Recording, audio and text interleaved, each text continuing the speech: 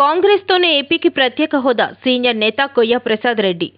వచ్చే ఎన్నికల్లో కాంగ్రెస్ పార్టీ గెలుపుతో మాత్రమే రాష్ట్రానికి ప్రత్యేక హోదా వస్తుందని కాంగ్రెస్ పార్టీ సీనియర్ నాయకుడు కొయ్య ప్రసాద్ రెడ్డి పేర్కొన్నారు. ఆయన హోటల్ మేఘాలయలో సోమవారం మీడియా సమావేశంలో మాట్లాడారు.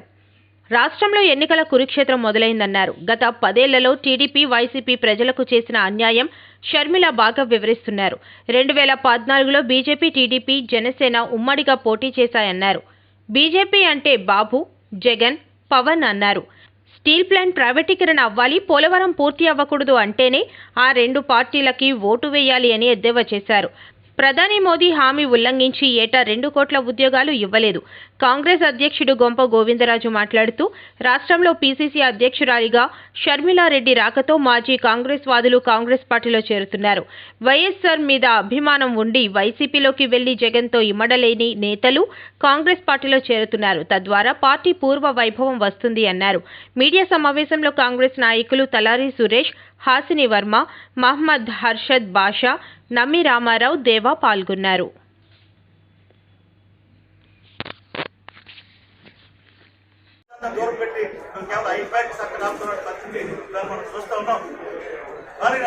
మాట్లాడకూడదు. మీ పార్టీ అధికారులు రావడం వల్ల ప్రతి ఒక్కరు మాట్లాడే పరిస్థితి మీరు కానీ తెలుగుదేశం పార్టీ బూతులు మాట్లాడే సంస్థ తీసుకొచ్చారు. గత 35 ఏళ్లుగా కాంగ్రెస్ పార్టీలో మేమందరూ ఉన్నాం. ఏ రోజు కూడా సభ్యత పార్టీ, సంస్కార పార్టీ ఏ రోజు కూడా మాట్లాడలేదు. ఏనాడైతే తెలుగుదేశం పార్టీ, వైఎస్ఆర్ పార్టీ 2 పార్టీలు అధికారంలోకి వచ్చారు, అరే ఒరే అసెంబ్లీలో పంట పుట్టు తిట్టుకునే పరిస్థితికి మేము దిగజారారు. అయినప్పటికీ కూడా మా పీసీసీ అధ్యక్షురాలు షర్మిల గారు ఒకటే చెప్పారు, వైఎస్ఆర్ కాంగ్రెస్ పార్టీ ఆడపిల్లలను చూడకుండా నా మీద ఎన్ని దాడులు చేసినా మీరు మాత్రం సభ్యత మర్చిపోవద్దు, సక్రంగా మాట్లాడమని చెప్పారు.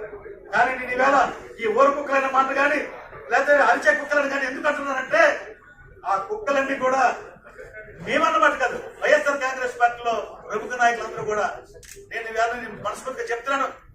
ఎమ్మెల్యే, ఎంపీలుగా మంత్రులు కూడా వైఎస్ఆర్ కాంగ్రెస్ పార్టీ నాయకులు చెప్తారు, అబ్బాయి మీ శరణమ్మ గారి మీద మా ఊరకొక్కలు, మా అరిచేక్కలు కూడా రెడీ అయిపోయి, అప్పుడే బందర్లో ఒక్కొక్క రెడీ అయిపోయింది, అలాగే గుంటూరులో ఒక్కొక్క రెడీ అయిపోయింది, దగ్గరలో ఒక్కొక్క రెడీ అయిపోయింది. ఇలా మాట్లాడుతున్న పరిస్థితి మనం చూస్తున్నాం.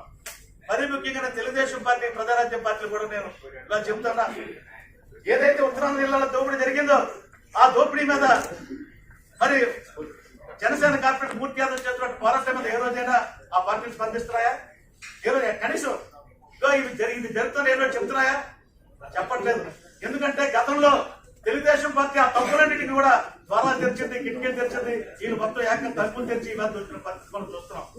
కాబట్టి నేను పాత్రికేయ మిత్రులారా మిమ్మల్ని అందరినీ కోరేది ఒకటే, రేపు రాబోయే కాలంలో YSR Congress party, Telugu Desam party, Janasena party, ఈ 2 బీజేపీ పార్టీలు, తల్లి బీజేపీ, ఈ పిల్ల బీజేపీలు, ఈ 2 కూడా మనం దూరంగా చేయకపోతే ఆంధ్ర రాష్ట్ర సర్వనాశనం అయిపోయే పరిస్థితి మనం చూస్తున్నాం.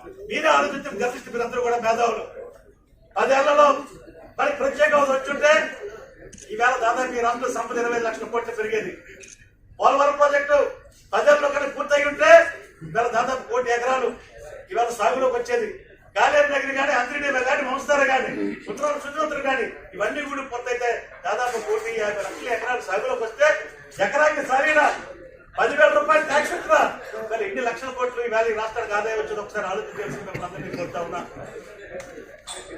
అలాగే ఈవేళ ఉత్తరాంధ్ర ప్యాకేజీ దాదాపు మనకు రావాల్సిన 15,000 కోట్లు, 2014 రావాల్సినటువంటి ఆ ప్యాకేజీ కేవలం 750 కోట్ల మంది వస్తే ఈ రోజు కూడా డబ్బు ఈవేళ 10 ఏళ్ళు అంటే దాదాపు 50,000 కోట్లు ఇస్తాం సరిపోలేని పరిస్థితి.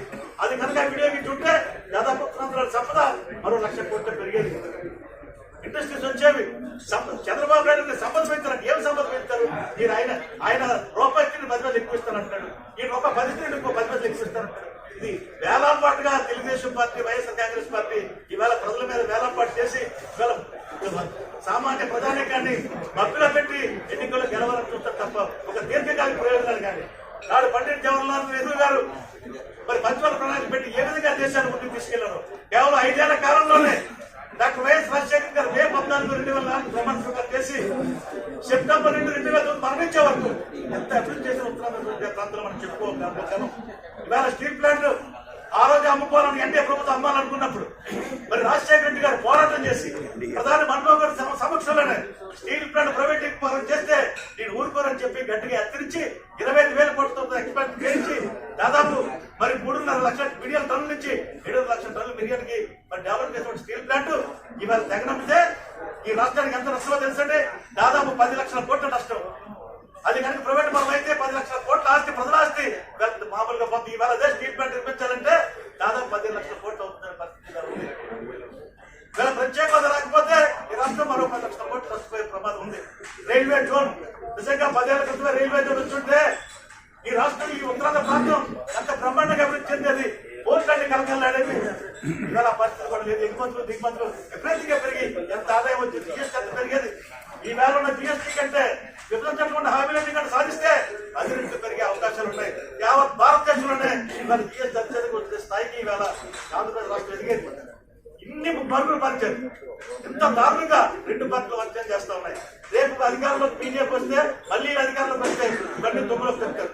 మరీ ముఖ్యంగా గంగవరం పోర్టు కేవలం 600 కోట్ల అభివృద్ధి కోసం నరేంద్ర మోడీ గారు చెప్పారని చెప్పి అదానికి దోచిపెడితే ఇవాళ ఆ ప్రాజెక్టు మరో 15 సంవత్సరాల్లో మనకు వచ్చుంటే 1,00,000 కోట్లు ఈ రాష్ట్రానికి ఆదాయంగా పెట్టలేదు. తెలంగాణలో ఉన్నటువంటి దాదాపు 75,000 కోట్ల రూపాయల విభజన పంపుల హామీ అవి కానీ మనం తెచ్చుకోగలిగితే ఆ 10 ఏళ్ళలో తెచ్చుకుని ఉంటే ఇవాళ మనకి బ్రహ్మాండంగా ఈ రాష్ట్రం ఈవేళ ఎంతో అభివృద్ధి చెందేది. చాలా ఇబ్బంది పెట్టి చాలా 2 పార్టీలు కూడా చంద్రబాబు నాయుడు కేసీఆర్ తో గొడవ పడి అక్కడి నుంచి 10 ఏళ్ళు ఈ రోజుకి కూడా మనం ఉమ్మడి ఆంధ్రప్రదేశ్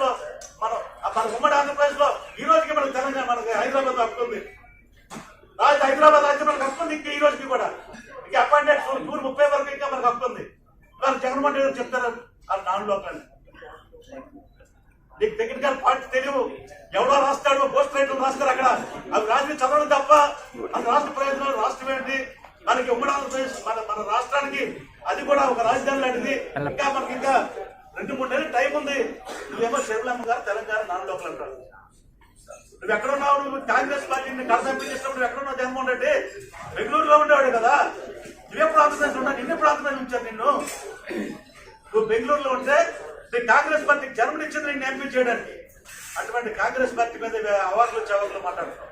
నీ రాజకీయం కోసం నువ్వు నిన్ను జైల్లో పెట్టినప్పుడు 15 స్థానాలు ఆ రోజు నువ్వు పోటీ చేస్తే ఆ రోజు శర్మిలమ్మ గారు క్లిక్ అయ్యి నీకు 15 సీట్లు గెలిచిన పరిస్థితులు మర్చిపోయావు. నిన్ను 67 సీట్లు ప్రతిపక్షాధిగా చేసింది శర్మిలమ్మ రెక్కల కష్టం మీద ఆవిడ చేసిన పాదయాత్ర వల్ల నువ్వు 67 బలమైన ప్రతిపక్ష నాయకుడు అయ్యావు. ఆ బలమైన ప్రతిపక్ష అయినప్పుడు మళ్ళీ నీ గంటగా నిన్ను ముఖ్యమంత్రి అయ్యే వరకు శర్మిలమ్మ గారు స్టార్ క్యాంపెయిన్ ఉంది. ఏమాత్రం ఎటువంటి లాభాపేక్ష ఆశించకుండా నిన్ను ముఖ్యమంత్రి చేస్తే మరుక్షణం నుంచి ఆమె ఎక్కడ బాబు గారు అయిపోతున్న భయంతో నువ్వు ముందుగానే ప్లాన్ వేసి సజ్జల రామకృష్ణారెడ్డి, సుబ్బారెడ్డి లాంటి వాళ్ళ తాలూకా ఆలోచన తీసుకొని సాయి